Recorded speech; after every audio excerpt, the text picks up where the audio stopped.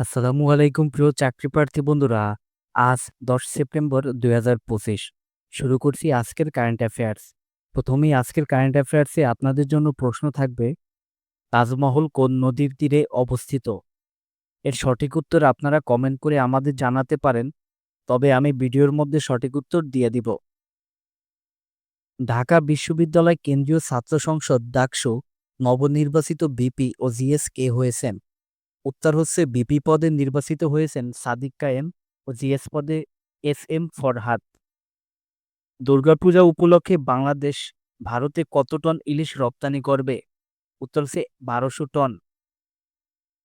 গঙ্গা পানির বন্টন চুক্তি নিয়ে বাংলাদেশ ও ভারতের যৌথ নদী কমিশনের বৈঠক প্রতি বছর কতবার অনুষ্ঠিত হয়? উত্তর হচ্ছে ২ বার। সাম্প্রতিককালে কোন দেশে দুর্নীতি বন্ধের দাবি ও সামাজিক যোগাযোগ মাধ্যমে নিষেধাজ্ঞাকে কেন্দ্র করে ব্যাপক বিক্ষোভ ও প্রাণহানি ঘটেছে? উত্তর হচ্ছে নেপাল। COP30 সম্মেলন ২০২৫ কোথায় অনুষ্ঠিত হবে?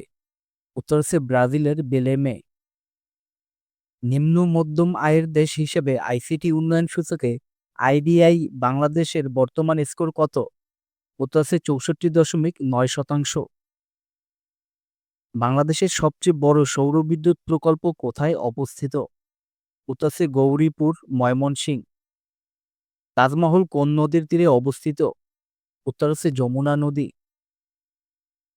বিশ্বব্যাংক সুশাসন প্রত্যয়টি প্রথম ব্যবহার করে কত সালে? উত্তর হচ্ছে ১৯৮৯ সাল। লাস্ট জেনারেশন কোন দেশভিত্তিক পরিবেশবাদী সংগঠন? উত্তর হচ্ছে জার্মানি। প্রিয় চাকরিপ্রার্থী বন্ধুরা, ভিডিওটি ভালো লাগলে আমাদের ডেইলি শিক্ষা ইউটিউব চ্যানেলকে অবশ্যই আপনারা সাবস্ক্রাইব করবেন। ধন্যবাদ সবাইকে।